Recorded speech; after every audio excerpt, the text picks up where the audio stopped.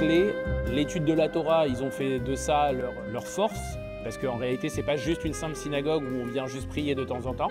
Il y a une vraie vie communautaire, bien entendu, mais il y a aussi une vraie vie d'études. Tous les matins, et des gens qui n'avaient jamais étudié viennent étudier la Torah avec des chavrutot, c'est-à-dire qu'ils sont 2, 3, et tous les matins, ça étudie. Des gens vraiment qui sont impliqués dans la vie, dans le travail, et de voir ces gens-là venir étudier, c'est extraordinaire.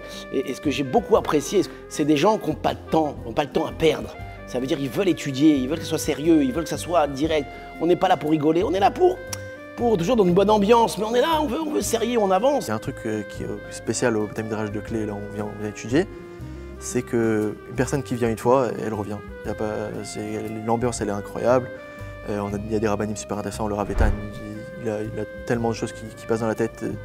C'est impressionnant qu'il ait un peu de connaissances. Il y a le Rav Hassan, il est hyper intéressant. Baruch Hashem, aujourd'hui, c'est une équipe qui tourne à temps plein et qui arrive à déléguer, qui arrive à faire des choses à grande échelle, que ce soit les Shabbats, que ce soit les cours, que ce soit les Chavrutot. Alors aujourd'hui, voilà, on a une équipe à qui on peut dire, voilà, on lance l'impulsion et maintenant, c'est à vous de gérer. On ne sait jamais de toute façon de quoi va être fait demain. Nous, on fait des plans et est venu le matin de Simchat Torah.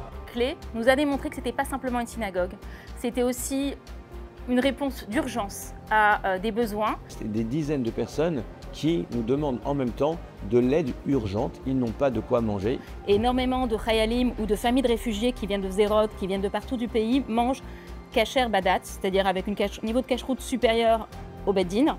Et il y a très peu de personnes aujourd'hui qui répondent à ce besoin.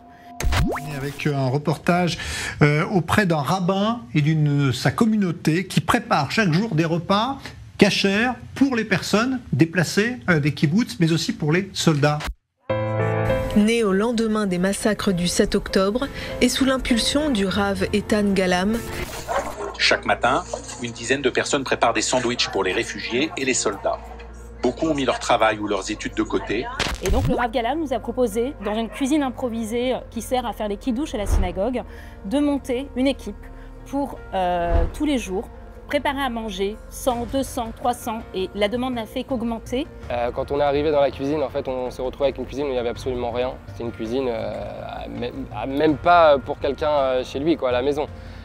Donc on a dû aller acheter absolument tout le matériel professionnel. Et puis on est arrivé ici. Et très rapidement, de cuisiner dans une synagogue, ça nous a paru tellement incroyable. Il y avait une équipe déjà formée qui était hyper dynamique, hyper enthousiaste, mais en fait, on est resté, voilà. Et ensuite, ça a été tous les jours un vrai bonheur de cuisiner. On reconnaît vraiment une personne dans les moments de grands chamboulements dans notre vie. Lorsque tout se passe de façon normale, au fond, j'ai une vie bien organisée. Je sais ce que je fais le matin, le midi, le soir. Je sais au fond qui je veux être et ce que je fais. Quand il y a un grand chamboulement, on va voir, il y a des gens qui vont se replier sur eux-mêmes, il y a des gens qui vont regarder les news toute la journée, il y a des gens qui vont être énervés, trouver un fautif. Eh bien, Baruch Hashem, le jour du 7 octobre, lorsque tout le pays était complètement chamboulé, dans la communauté du 7 Clé, chacun à son niveau est venu, a répondu à l'appel, est venu de lui-même, a dit qu'est-ce que je peux faire pour l'autre, comment est-ce que je peux amener de la lumière et du bien dans le monde et pour mes frères juifs dans un grand moment de détresse. Il n'y a que du chesed dans cette communauté. Moi je viens le Shabbat et les fêtes, c'est un lieu de rencontre, c'est un lieu de joie. On voit en fait le plus que la synagogue elle amène. Même pour des gens comme moi, ça permet en fait de nous rassembler, de montrer notre force et puis de voir en fait qu'on ne fait qu'un. Et en fait, cette communauté qui s'est soulevée, qui s'est prise la main et qui a décidé de faire une action chacun à son niveau, les donateurs, les bénévoles, les logisticiens, tout le monde a fait quelque chose pour pouvoir apporter sa pierre à l'édifice et pour pouvoir faire que on ne soit pas resté sans rien faire. Et on avait besoin de donner, c'est ce qui nous a fait le plus grand bien. J'ai adoré venir ici tous les jours, en fin de journée, rencontrer nos bénévoles qui venaient chercher à manger. Il y avait aussi des familles qui étaient relogées pas loin, qui venaient nous remercier quand ils prenaient leur repas, nous dire que c'était un poids énorme qu'on leur enlevait du quotidien. C'est tout aussi important que chacun puisse exprimer son amour pour le peuple d'Israël. Je commence très souvent mes vidéos par « Ah, vous êtes là ».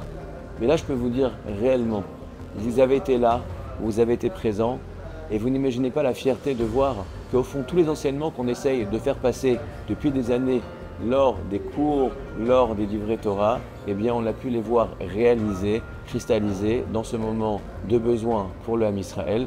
Celui qui fait un don, qui ne connaît que le Shabbat, alors c'est merveilleux le Shabbat, mais ça n'est qu'une facette de toutes les activités de clé. Donc son don ne contribue pas seulement à la facette du Shabbat, mais à toutes les entreprises et tous les fabuleux trésors que cette Keila a à nous apporter. Je vous remercie et ça prévoit de très belles choses pour tout le peuple juif et notre communauté. Amen, amen.